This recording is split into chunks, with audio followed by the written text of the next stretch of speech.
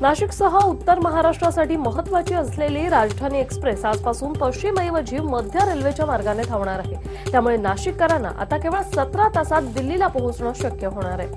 औरंगाबाद शहरात सचिन गमधडे यांनी झोमॅटोवरून पनीर चिली मागवली असता त्यांच्या घरी थेट प्लास्टिकचे तुकडे पोहोचल्याचा धक्कादायक प्रकार घडलेला आहे। प्लास्टिक सदृश पदार्थ एफडीएकडे तपासणीसाठी पाठवण्यात आले। सचिन जगधडे यांनी संबंधित हॉटेल गाठून चौकशी केली असता हॉटेल चालकाने उडवाउडवीची उत्तरं दिली आणि त्यानंतर सचिन जगधडे यांनी झोमॅटो तसंच हॉटेल विरोधात पोलिसात तक्रार केली। बंगळूर नार्कोटिक्स कंट्रोल ब्युरोची कोकेन अंमली पदार्थाच्या तस्करीचे मोठे रॅकेट त्यांनी उद्ध्वस्त केले। हे ड्रग्ज मुंबईहून पाठवण्यात आले होते आणि या प्रकरणी 3 नायजेरियन आणि एका सुदानच्या नागरिकाचा समावेश आहे। डोंबिवलीमध्ये आपल्या दुकानात धारदार शस्त्र विक्रीसाठी ठेवणाऱ्या भाजप शहर उपाध्यक्ष धनंजय कुलकर्णीच्या जामिनीचा निर्णय आज कल्याण सत्र न्यायालयात होणार आहे। बजाज कंपनीकडून शेतकऱ्यांच्या केल्या जाणाऱ्या फसवणुकीचा भांडाफोड करणारा योगेश उर्फ योगीराज शेळके हा बीडच्या लोखंडी सावरगाई येथे राहणार आहे। गेल्या 4 दिवसांपासून तो गायब असल्याने त्याचं कुटुंब मात्र भयभीत झालेलं आहे। बजाज अलायन्स आणि महाराष्ट्र ग्रामीण बँक यांचा करार झाला आहे। कर्ज घेणाऱ्या शेतकऱ्याला 20,000 बजाजची पॉलिसी घेण्यास भाग पडले जात आहे, असा भांडाफोड योगीराज शेळकेने केलाय। पंतप्रधान नरेंद्र मोदी यांची शनिवारी दादरा नगर हवेली येथे सिल्वासा येथे सभा होणार आहे। महाराष्ट्र भाजपचे कार्यकर्ते जाणार आहेत आणि या कार्यकर्त्यांची ने-आण करण्यासाठी भाजपने एसटी महामंडळाकडून बसगाड्या मागवल्या आहेत। पंतप्रधान नरेंद्र मोदींच्या सभेसाठी एसटी महामंडळाच्या 600 बस सिल्वासाला रवाना होणार आहेत आणि याचा एक मोठा परिणाम एसटी वेळापत्रकावर झाला असून शुक्रवारी आणि शनिवारी राज्यभरातील अनेक लांब पल्ल्याच्या बस फेऱ्या रद्द करण्यात आल्या। मराठा आरक्षणाबाबत मुंबई हायकोर्टाने राज्य सरकारला प्रतिज्ञापत्र सादर करण्याचे आदेश दिले होते। त्यानुसार राज्य सरकारने काल हे प्रतिज्ञापत्र हायकोर्टात सादर केले। योग्य सर्वे करूनच मराठ्यांना आरक्षण दिले असून आयोगातील सदस्यात कोणतेही मतभेद नव्हते असंही सरकारकडून सांगण्यात आलंय। या प्रतिज्ञापत्रात मराठा समाजाला देण्यात आलेलं आरक्षण योग्य असल्याचं म्हटलं गेलंय। एखादा समाज जर सामाजिक आणि आर्थिक मागास असेल तर त्या समाजाला आरक्षण देता येतं, तसंच मराठा समाजाला याच धर्तीवर आरक्षण देण्यात आल्याचं म्हटलं गेलंय। सर्वोच्च न्यायालयाच्या डान्स बार संबंधी निर्णयाचा अभ्यास करणार तसंच गरज पडल्यास अध्यादेश काढणार, मात्र डान्स बारवरची बंदी कायम ठेवणार असं अर्थमंत्री सुधीर मुनगंटीवार यांनी स्पष्ट केलंय। डान्स बार बंदीचा निर्णय चांगला होता, मात्र मसुद्यातील त्रुटींमुळे त्याचा फायदा बार चालकांना झाला। सरकारने आता मजबूत अध्यादेश तयार करायला हवा असं मत शिवसेना नेते अनिल परब यांनी व्यक्त केलंय। कामगारांना पहिल्या पगारात 7,000 मिळणार नाही हे शशांकराव यांनी मान्य केले आणि ते कामगारांची फसवणूक करतायत, हे आता आम्ही कामगारांना पटवून देऊ असं पुन्हा एकदा अनिल परब यांनी शशांकरावांवर बोलत घणाघात केला। बोनस देणार असं उद्धव ठाकरे यांनी सांगितलं आणि कामगारांच्या पगारातून पैसे कापले। तिथेच उद्धव ठाकरे यांनी कामगारांची फसवणूक केल्याचा आरोप कामगार नेते शशांकराव यांनी केला। पगार येत नाही तिथे फेल ठरल्याचंही शशांकराव म्हणाले। मालेगाव तालुक्यातील कंधाने येथे एका कांदा उत्पादक शेतकऱ्याने कांद्याच्या शिरेवर आत्महत्या केली। ज्ञानेश्वर शिवणकर असं या शेतकऱ्याचं नाव असून कांद्याला भाव न मिळाले त्यांनी हे पाऊल उचललंय। तर मंत्रालय परिसरात महिलेने आत्महत्येचा प्रयत्न केला असून शारदा अरुण कांबळे असं या महिलेचं नाव आहे। कर्ज प्रकरणी न्याय मिळत नसल्याने महिलेने आत्महत्येचा प्रयत्न केलाय। लातूरमध्ये निलंगा तालुक्यातील निठूर येथे मुलाच्या आत्महत्येची बातमी कळताच आईनेही आत्महत्या केली। नितीन आणि आशाबाई घोडके अशी दुर्दैवी मातापुत्रांची नावं आहेत। कोल्हापूरमध्ये गुराळातील उकळत्या कहिलीत कामगाराने उडी घेऊन आत्महत्येचा प्रयत्न केला। गौतम मल्लू कांबळे असं कामगाराचं नाव असून त्याच्यावर उपचार सुरू आहेत। शाळेची भिंत कोसळून एका विद्यार्थ्याचा मृत्यू झालेला आहे। दुर्घटनेत दोघे विद्यार्थी गंभीर जखमी झालेत। अमरावती जिल्ह्यातील आष्टी शहरात ही घटना घडली आणि मणिबाई छगनलाल देसाई या शाळेतील ही दुर्घटना आहे। जखमींवर हॉस्पिटलमध्ये उपचार सुरू आहेत। चंद्रपूर जिल्ह्याच्या राजुरा तालुक्यात वाघाच्या हल्ल्यात 39 वर्षीय वर्षा तोडासे यांचा मृत्यू झालाय। केरसुणीसाठी झाडाची पाने आणण्यासाठी खांबाडा जंगलात त्या गेल्या होत्या। नांदेडमधील भीषण दुष्काळ असलेल्या देगलूर तालुक्यातला युवा सेनेमुळे त्यांना दिलासा मिळालाय। देगलूर तालुक्यासाठी 5 टँकर आणि 30 पाण्याच्या टाक्या युवा सेनेकडून देण्यात आल्यात आणि युवा सेनेचे प्रमुख आदित्य ठाकरे यांच्या हस्ते या साहित्याचं लोकार्पण करण्यात आलंय। वाशिमच्या रिसोड शहराला पाणीपुरवठा करणारी जलवाहिनीच्या वॉलची गळती झाल्यानं लाखो लिटर पाणी वाया गेलेलं आहे आणि त्यामुळे नागरिक मात्र संतप्त आहेत। रिसोड नगर परिषदेला वेळोवेळी कळवूनही अद्याप जलवाहिनीची दुरुस्तीच झाली नसल्याचं तातडीने ही दुरुस्ती व्हावी अशी मागणी नागरिक करतायत। पिंपरी चिंचवडमधील फुगेवाडीत गेल्या 2 दिवसापासून पाणी गळती सुरू होती। याबाबतची बातमी TV9 ने दाखवल्यानंतर पालिका प्रशासन खडबडून जागं झालं आणि सुरू असलेली पाणी गळती थांबवण्यासाठी पालिकेकडून काम सुरू करण्यात आलं। आपल्या प्रलंबित विविध मागण्यांसाठी महाराष्ट्र राज्य कनिष्ठ महाविद्यालयीन शिक्षक महासंघाच्या वतीने ठाणे जिल्हाधिकारी कार्यालयासमोर आता धरणं आंदोलन करण्यात आलं। यवतमाळ जिल्ह्यात दारूबंदी करण्यासाठी स्वामिनी दारूबंदी समितीच्या वतीने महामोर्चा काढण्यात आला। पोस्टल मैदानातून या मोर्चाची सुरुवात झाली। यवतमाळमधील दारूबंदी विरोधातील या मोर्चात महिला आणि तरुणांचा लक्षणीय असा सहभाग दिसून आला। तसंच जिल्ह्यातील सामाजिक संघटनाही यात सहभागी झाल्या होत्या। 16 वर्षावरील रिक्षा भंगारात काढण्यात याव्या या शासनाच्या परिपत्रकाच्या निषेधार्थ महाराष्ट्र रिक्षा चालक सेना आक्रमक झाली असून संघटनेकडून कोल्हापुरात रास्ता रोको आंदोलन करण्यात आलंय। पुण्यातील मोहसिन शेख हत्याकांड प्रकरणी अटकेत असलेले हिंदू राष्ट्र सेनेचे अध्यक्ष धनंजय देसाईंना जामीन मंजूर झालेला आहे। 50,000च्या जातमुचलक्यावर देसाईंची जामिनावर सुटका झाली आहे। केंद्र सरकारचा नाणार पेट्रोलियम प्रकल्प रायगड जिल्ह्यात स्थलांतरित करण्यात येणार असल्याच्या चर्चा आहेत। त्यामुळे रायगडवासियांनी देखील या प्रकल्पाविरोधात दंड ठोपटले, तर दुसरीकडे रायगडमध्ये हा प्रकल्प स्थलांतरित करण्याबाबत अद्याप कोणतेही आदेश प्राप्त झाले नाही असं रायगड प्रशासनाने स्पष्ट केलंय।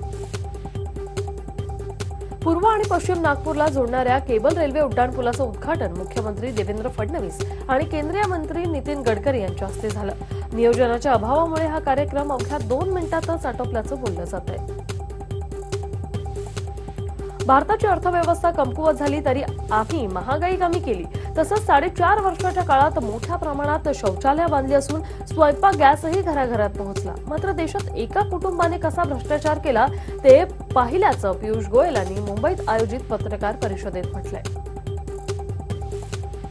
अच्छे दिन ही सतत सुरू राहणारी प्रोसिजर असल्याचं पियुष गोयल यांनी म्हणालेलं आहे। तर मुंबईतील रेल्वे स्थानकांचा आम्ही चेहरा बदलला असून 6,000 स्थानकांवर आम्ही सीसीटीव्ही लावणार असल्याची घोषणा देखील पियुष गोयल यांनी केली।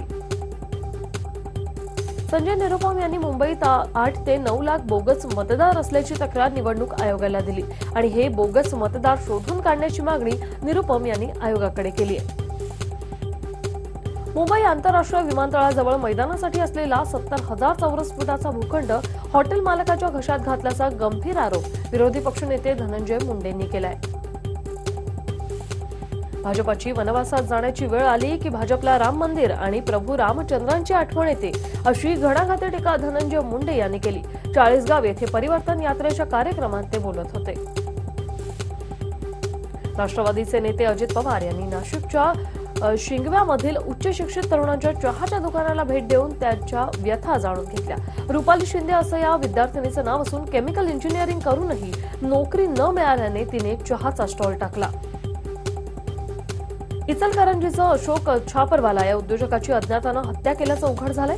तारदाळ इथल्या रेल्वे फाटकाजवळ त्याचा मृतदेह आढळून आला असून त्याच्यावर तीक्ष्ण हत्यारानं वार केल्याचं निष्पन्न झालंय। छपरवाल यांच्या यंत्रमागाचा कारखाना असून ते नुकतेच लॉटरी व्यवसायातही उतरले होते आणि त्यामुळे ही हत्या आर्थिक वादातून झाल्याचा संशय निर्माण होतोय। इचलकरंजीतील तारदाळमध्ये धारदार शस्त्रानं एका तरुणाची हत्या करण्यात आली। रेल्वे फाटकाजवळ या तरुणाचा मृतदेह सापडलाय। हत्येचं कारण मात्र अद्याप अस्पष्ट आहे। पुण्यातील निखिल अंग्रोळकर या हत्या प्रकरणी मुख्य आरोपी विनय सिंग आणि ऋषिकेश पोळला 21 तारखेपर्यंत पोलीस कोठडी सुनावण्यात आली आहे। सिंधुदुर्गच्या कुडाळ पिंगुळूत महामार्गाने जाणाऱ्या मुलीची छेड काढणाऱ्या परप्रांतीयांना ग्रामस्थांनी चांगला चोप देत पोलिसांच्या हवाली केले। पिंगुळी मोडकावाडा इथे रस्ता चौपदरीकरणाचं काम सुरू असून या कामासाठी बोलवलेल्या परप्रांतीय कामगारांकडून गेल्या 4 दिवसांपासून छेडछाडीचे प्रकार सुरू होते। त्याविरोधात ग्रामस्थांनी या परप्रांतीयांची चांगलीच धुलाई केली। जळगावात पालिकेच्या 4ही प्रभाग समित्यांमधील प्रत्येक 100 वड्या थकबाकींच्या नावांचे फलक चौकांमध्ये लावण्यात आले। यातील अनेक याद्यांमध्ये शहरातील प्रतिष्ठित व्यावसायिक आणि माजी राजकीय पदाधिकाऱ्यांचा समावेश आहे। थकबाकीदारांच्या नावाचे फलक पाहण्यासाठी जळगावकरांनी एकच गर्दी केली। थकबाकी न भरणाऱ्यांना नोटीस पाठवण्यात आली, तरी देखील थकबाकी न भरणाऱ्यांना मालमत्ता जप्त करण्याचा इशारा पालिकेकडून देण्यात आलाय। तर भय्यू महाराज आत्महत्या प्रकरणी आता इंदोर पोलिसांनी एका तरुणीसह 3 जणांना अटक केली आहे। अटक केलेल्यांमध्ये भय्यू महाराज यांचे विश्वासू सहकारी विनायक आणि शरद देशमुख यांचा समावेश आहे। भय्यू महाराजांच्या मृत्यूची संपूर्ण चौकशी होईपर्यंत ट्रस्टमध्ये कोणताही बदल करण्यात येऊ नये यासाठी संपूर्ण राज्यभरातल्या गुरुबंधूंनी ठिकठिकाणी बैठका घेण्यास सुरुवात केली। अमरावतीच्या वाशिममध्ये येत्या 20 तारखेला धनगर समाजाचा आक्रोश मेळावा आयोजित करण्यात आला असून विविध मागण्यांसाठी धनगर समाज रस्त्यावर उतरणार आहे। करवीर निवासिनी अंबाबाईच्या भक्तांसाठी चहा आणि कॉफीची व्यवस्था करण्यात आली। दररोज संध्याकाळी 4 ते 6 वाजण्याच्या दरम्यान चहा कॉफी भाविकांना मोफत मिळणार आहे। नागपूरमध्ये संत्र्यांचा वर्ल्ड फेस्टिवल सुरू झाला आणि या फेस्टिवलमध्ये प्रसिद्ध शेफ विष्णू मनोहर यांनी संत्र्याचा 700 किलोचा हलवा बनवला। नागपुरात दुसरा वर्ल्ड ऑरेंज फेस्टिवल आयोजित करण्यात आला आणि या फेस्टिवलमध्ये तयार करण्यात आलेल्या संत्र्यांच्या हलव्याचा आस्वाद मुख्यमंत्री देवेंद्र फडणवीस आणि नितीन गडकरी यांनी देखील घेतलाय। तीर्थक्षेत्र जेजुरी नगरीत सर्वधर्मीय सामुदायिक विवाह सोहळा आयोजित करण्यात आला होता। वधू-वरांच्या धर्माच्या रिवाजानुसार विधी करण्यात आले। 16 विवाह हिंदू पद्धतीने तर 1 बौद्ध पद्धतीने झाला। बाळासाहेबांच्या स्मारकाचं 23 जानेवारीला भूमिपूजन आहे। मुंबईतील महापौर बंगल्यात हे स्मारक होणार आहे। नागपूर जिल्ह्यातील रामटेकमध्ये राष्ट्रीय एरोस्पोर्ट महोत्सवाचं आयोजन करण्यात आलं होतं। यामध्ये पॅरामोटर, पॅरासेलिंग, पॅराग्लायडिंग आणि एअर मॉडेलिंग, ड्रोन आणि हेलिकॉप्टरच्या जॉय राईडचं आयोजन करण्यात आलं होतं। मुंबई पोलीस दलाच्या श्वान पथकामध्ये 5 बेल्जियम शेफर्डचा समावेश करण्यात आला आहे। श्वान पथकासाठी प्रथमच 5 महिला ट्रेनर नेमण्यात आल्या आहेत। पश्चिम बंगालमध्ये आज विरोधी पक्षाची एकता रॅली आयोजित करण्यात आली असून विविध पक्षाचे नेते सध्या कोलकातामध्ये दाखल झाले। राष्ट्रवादीचे अध्यक्ष शरद पवार देखील कोलकात्यात दाखल झाले। लोकसभा निवडणुकांची घोषणा मार्च महिन्याच्या पहिल्या आठवड्यात होऊ शकते, अशी माहिती आज विश्वसनीय सूत्रांनी दिली। सार्वत्रिक निवडणुका किती टप्प्यात आणि कोणत्या महिन्यात घेता येतील याबाबतची आणखी सध्या एक निवडणूक आयोगाकडून चर्चा सुरू आहे, असं देखील सूत्रांनी स्पष्ट केलं। एसी खोल्यांमध्ये बसून राम मंदिरांवर सध्या राजकारण सुरू असल्याचं अभिनेते प्रकाश राज यांनी म्हटलंय। अभिनेते प्रकाश राज हे बंगळुरू सेंट्रल मतदारसंघातून अपक्ष म्हणून लोकसभा निवडणूक लढवणार आहेत। राहुल गांधी यांनी ममता बॅनर्जींना पत्र लिहिलं असून यात मोदी सरकारच्या खोट्या दाव्यामुळे देशाच्या जनतेला कसं छळलं जातंय याबद्दल नमूद करण्यात आलंय। तसंच पश्चिम बंगाल ज्याप्रमाणे भाजपला उत्तर देतंय त्यात आम्ही तुमच्या सोबत आहोत, असं देखील राहुल गांधींनी म्हटलंय। कर्नाटकातलं नाटक अजूनही कायम आहे। काँग्रेसचे 3 आमदार अजूनही हाताबाहेर आहेत आणि 2 अपक्षांकडून यापूर्वीच पाठिंबा मागे घेण्यात आलाय। गुजरातमध्ये आयोजित वायब्रंट गुजरात कार्यक्रमादरम्यान मोदी यांनी झेक रिपब्लिकेचे पंतप्रधान अँड्रेस बॅबिस यांच्यासह विविध देशाच्या पंतप्रधानांची भेट घेतली। जम्मू काश्मीरच्या लडाखमध्ये मोठ्या प्रमाणात हिमस्खलन झालं असून या हिमस्खलनात अडकलेल्या 10 पैकी 3 जणांचा मृत्यू झाला। या घटनेची माहिती भारतीय लष्कराचं पथक तातडीने घटनास्थळी पोहोचलं आहे आणि सध्या या ठिकाणी बचाव कार्य सुरू आहे। वातावरणात सतत बदल होत असल्याने लष्कराला देखील अडचणींचा सामना करावा लागतोय। लग्न सोहळ्यात नवरी मुलीवरच गोळीबार झाल्याची धक्कादायक घटना घडलेली आहे। नवी दिल्लीच्या शाकारपूर भागात लग्न सोहळा सुरू असताना अज्ञात आरोपीने नवरीवरच गोळीबार केला आणि तिच्यावर उपचार केल्यानंतर ती पुन्हा लग्न मंडपात दाखल झाली। पाकिस्तानच्या सिंध प्रांतातील नागरिकांनी पाकिस्तान विरोधात एल्गार पुकारला असून पाकिस्तानातून सिंधला स्वातंत्र्य हवं अशी मागणी नागरिक करतात। सिंधू देश आंदोलनाचे संस्थापक गुलाम मुर्तजा सय्यद यांच्या 115व्या जयंती दिनानिमित्त हे आंदोलन छेडण्यात आलं होतं। ब्रिटनचे प्रिन्स फिलिप यांच्या कारला अपघात झाला असून या अपघातातून 97 वर्षीय प्रिन्स फिलिप थोडक्यात बचावले आहेत। गुरुवारी त्यांच्या गाडीला सॅनिग्राम इस्टेट परिसरात अपघात झाला, ते सुखरूप असल्याची माहिती बकिंगहॅम पॅलेसने दिलेली आहे। आता मोबाईल नंबर सेव्ह न करता व्हॉट्सअप मेसेज पाठवण्यात येणार आहे। यासाठी ब्राउझरमध्ये व्हॉट्सअप कडून दिलेली URL टाकावी लागणार आहे आणि त्यानंतर मोबाईल नंबरच्या पुढे भारताचा कंट्री कोड टाकावा लागणार आहे। भारतात सर्वात जास्त वापरले जाणारे ॲप म्हणून व्हॉट्सअप टॉपवर पोहोचलेला आहे। व्हॉट्सअपने फेसबुकवर मात करत अव्वल क्रमांक पटकावलेला आहे। व्हॉट्सअप टॉपवर असून फेसबुक सुद्धा दुसऱ्या क्रमांकावर आहे। मोटोरोला कंपनी प्रसिद्ध मोटोरोला रेजर हा फोन पुन्हा एकदा लॉन्च करण्याच्या तयारीत आहे आणि या फोनची किंमत 1 लाख इतकी आहे। महेंद्रसिंग धोनी आणि केदार जाधवने झळकावलेल्या अर्धशतकाच्या जोरावर भारताने आणखी एक ऐतिहासिक विजय मिळवलेला आहे। भारताने 3 वनडे सामन्यांची मालिका 2-1 ने जिंकली आहे। भारताने तिसऱ्या वनडेमध्ये ऑस्ट्रेलियाचा 7 गडी राखून पराभव केला।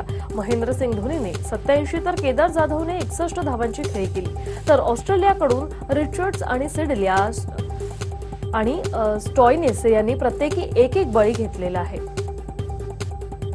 कुलदीप यादवच्या जागी स्थान मिळालेल्या युजवेंद्र चहल ऑस्ट्रेलियात सर्वाधिक बळी घेणारा फिरकीपटू ठरलाय आणि याच कामगिरीमुळे भारताचं ऑस्ट्रेलियाला 230 धावांमध्ये भारताने रोखलेलं आहे आणि या खेळी दरम्यान चहल आपल्या प्रशिक्षक रवी शास्त्रींची विक्रमही त्याने मोडीत काढलेला आहे।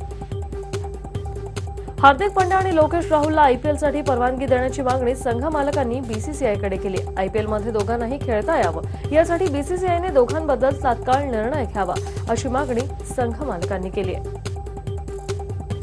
भारतीय संघाचा जलदगती गोलंदाज भुवनेश्वर कुमारने ऑस्ट्रेलियाविरुद्ध वनडे मालिकेत अनोख्या कामगिरीची नोंद केली आहे। ऑस्ट्रेलियन कर्णधार अरोन फिन्सला 3 वनडे सामन्यांमध्ये बाद करण्याचा पराक्रम साधत भुवनेश्वर कुमारने अनोखी हॅट्रिक केली आहे।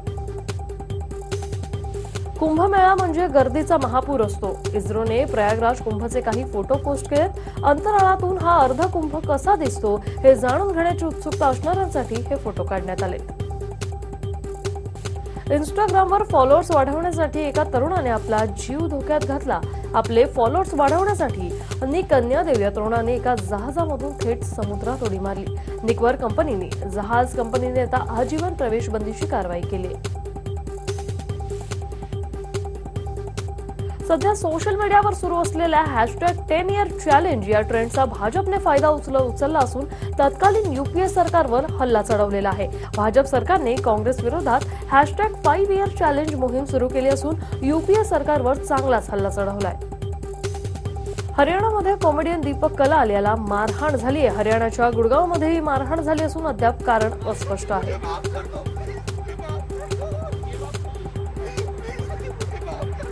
मलायकानं नुकतीच एक पोस्ट केली असून तिने एका वेकेशनचा जुना फोटो शेअर केला आणि मला परत घेऊन चल असं कॅप्शन तिने दिलं असून यावर अर्जुनचा रिप्लाय बरंच काही सांगून जाणार आहे। 17 जानेवारीला अक्षय ट्विंकलनं लग्नाचा वाढदिवस साजरा केला आणि त्यानंतर अक्षयने एक गमतीशीर व्हिडिओ पोस्ट केलाय ज्यात ट्विंकल त्याला पंच मारताना दिसते। येत्या एप्रिल पासून दबंग 3चं शूटिंग सुरू होणार आहे आणि या चित्रपटात कन्नड स्टार किच्चा सुदीप हा विलनच्या भूमिकेत दिसणार आहे। श्रीदेवी बंगलो या चित्रपटाच्या ट्रेलरवरूनच वाद निर्माण झालाय। ट्रेलरवर बोनी कपूर यांनी आक्षेप घेतला होता। बोनी कपूर यांच्या आक्षेपानंतर पहिल्यांदाच प्रियानं यावर स्पष्टीकरण दिलंय। बॉलिवूडमधला 80च्या दशकातील हिट चित्रपट पती पत्नी और वोचा रिमेक प्रेक्षकांच्या भेटीला येतोय। या चित्रपटासाठी अभिनेत्री तापसी पन्नूची वर्णी लागलेली आहे आणि ऐनवेळी तापसी कोणतीही पूर्वकल्पना न देता चित्रपटातून तिने गच्छंती करण्यात आलेली आहे आणि तापसीनं या सर्व कारभारावरच नाराजी व्यक्त केली आहे। मोबाईल गेममुळे सध्या सर्वांनाच वेड लागलेला आहे। यात प्राणीही मागे नाही। यात आपण पाहतोय की या मांजरीलाही मोबाईल गेमचं किती ॲडिक्शन झालेलं आहे। स्वच्छ भारत अभियान तळागाळापर्यंत पोहोचलंय त्याचा पुरावा म्हणजे हा हत्ती सुद्धा खाली पडलेला कचरा उचलून डस्टबिन मध्ये टाकताना दिसतोय। त्यामुळे इथे तिथे कचरा टाकणाऱ्यांनी सुद्धा यातून बोध घ्यायला काहीच हरकत नाही।